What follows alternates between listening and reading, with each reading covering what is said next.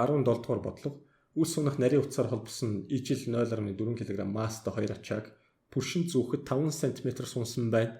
Пүршний хатыг бол утсыг хайчилбал систем ямар үетэй хөдлөх вэ гэж асуусан байна.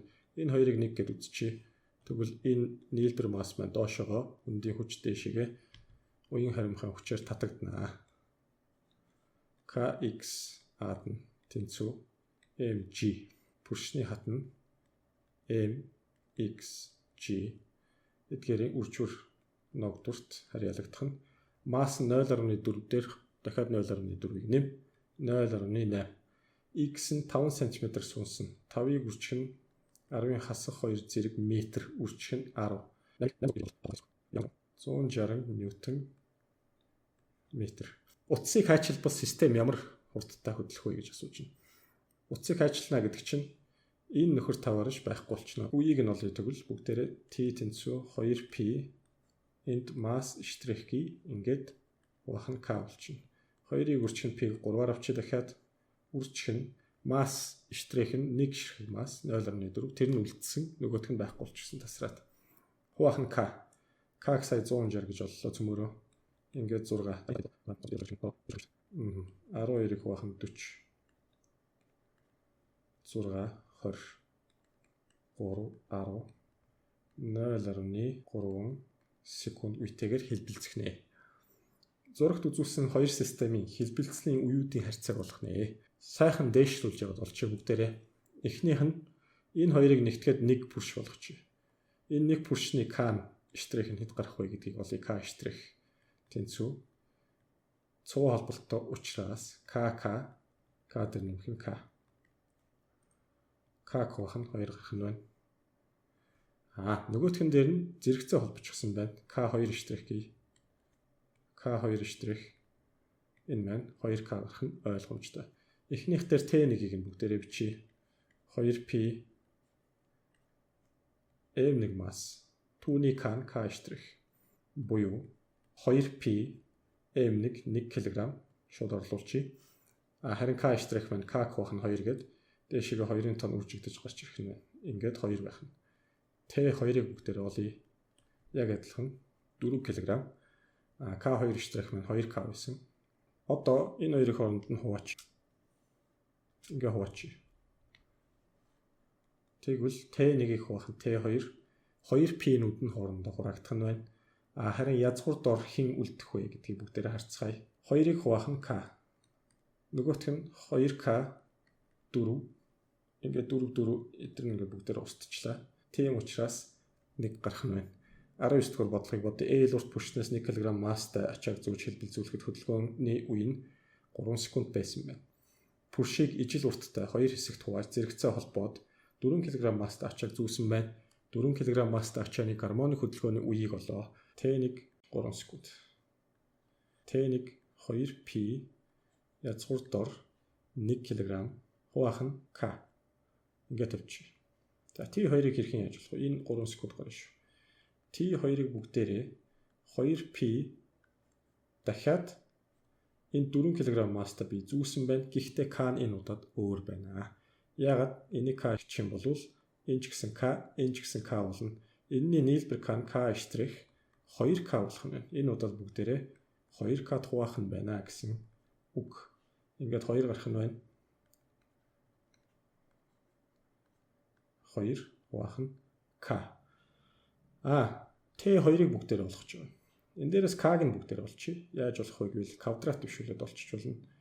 Язгуур 1-ийг хуваах нь k маань 3-ыг хуваах нь 2p байгаа. Хоёр талыг нь квадрат төвшүүлвэл 1-ийг хуваах нь k 9 4p-ийн квадрат. Энэ дээрээс k гэдэг бол 4p-ийн квадратыг 9-д хуваасандаа тэнцэх нь байна. Энэ чулууг бүгдээрээ хааш нь орлуулах вэ гэвэл энэ дээд талын тэгштэл рүү орлуулчихъя. Ингээд T2 2p 2k 4p-ийн квадрат үржих нь 9 болох нь байна. T2 тэнцүү. Энэ дороос 2p гарч ирнэ. 2p 2p-тэй хураагдана. Энэтэй хураагдчих гэсэн үг. 2 18 3 гарна. 3 язгуур дээр 2 секунд байх нэ. 20 дугаар бодлогыг бодъё. Зураг нэгт үзүүлсэн 2 пүршин дүүжингийн хэлбэлцлийн үеуд харгалзсан 3 секунд ба 4 секунд байжээ. Эдгээр пүршийг цуваа холбож m масстай ачаа зүгээд хэлбэлзүүлэхэд ямар үетэй байх вэ гэж асуусан байна. K1-ыг илэрхийлж болж чинь түүнийг үеэр нь илэрхийлье. 2p m массыг зүүсэн K1 яг үнтэй адилхан T2 2p m масс K2 байх нь энэ хоёрыг хооронд нь цувруулахад нийлбэр K1 K2-ыг үржвэр энэ хоёрын нийлбэрт хуваасандаа тэнцэнэ. Ингээд тавьчих. K1 болон K2-ыг илэрхийлж болж байна. Тэгээд үеийг нь олгож байгаа бүгдээр T3-ыг олгож байгаа. T3 гэдэг нь 2p доор нь m массыг зүүсэн энэ удаад K байна. Энэ угаасаа 3 секунд энэ маань 4 секунд гэд өгөгдсөн юм. K-нуудыг нь олё энэ дотроос.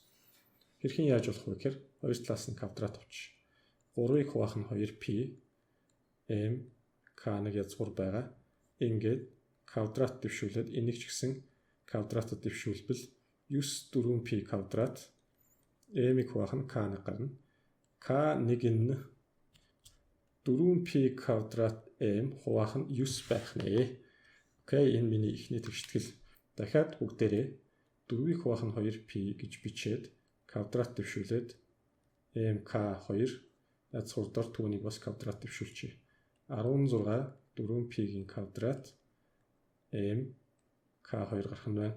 Эндээс k2 гэдэг болвол 4p квадрат m хуваах нь 16 гарах нэ. 4p квадрат m-ээр нь энэ хоёр тэгштгэлийг тэнцвүүлчих болно. Энэ k1 k2-ыг тэнцвүүлчих болно. Яаж тэнцвүүлэх вэ гэвэл 9k1-ыг нь 16k2-тай тэнцэх нь байна. K1-ыг болвол 9-ний 16 k2-тай тэнцэх нь байна. Энийг одоо бүгдээрээ энэ дээр оруулчих. Ерөнхий k маань k1-ыг үржих k2 k2-оор илэрхийлээ биччихье.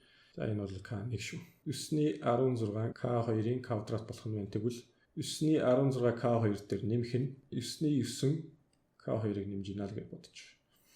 Хэд гарах вэ? За харъя. Дээр 16 k квадрат үлдэн 9-үүд нь хураагдчих нь 25 k2 квадрат. Энэ квадратууд нь ингээд устчлаа. K гэдэг бол 25-ны 16 k2-тай тэнцэх нь байна. За нэлээд юм болж гаргаж ирлээ энийг. Одоо орлуулъя цөмөрөө. T3. Энийг 3 дугаар тэгштгэл гэчээ.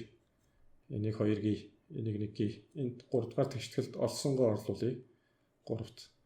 T3 2p. За масс 25 масс болоод 16 k2 маань доороо үлднэ. T3 тэнцүү 16 4 25 5 гэж гарч ирнэ. 4-ний 5 25 язгуур дор m-ийг хуваах нь k2 үлдэх нь. Энийг мэднэ шүү дээ. Энэ хэсэг нь юу юм? Энэ хэсэг чинь 2 дугаар тэгштгэл байгаа үстэй. 2 дугаар тэгштгэлийн хариу чинь 4 гарч шүү дээ. Тэгэхээр 4-ний 5-ыг 4-оор үржүүл нийтдээ 5 секунд гэсэн хугацаа гарах нь байна. 1 кг масстай 2 ачааг пүршинд холбож хэлбэлзүүлв. Ачааны хөдөлгөөний үеийг олоо гэж байна.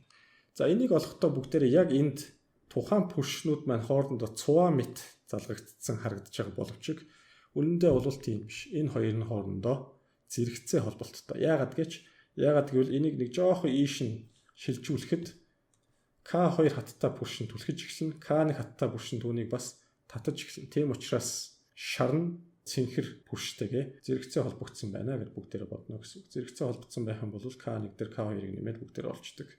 2-ыг үржих нь 50. Ингээд 100 ньютон метр. Одоо бүгдээрээ хөдөлгөөний үеийг олъё. 2p m k.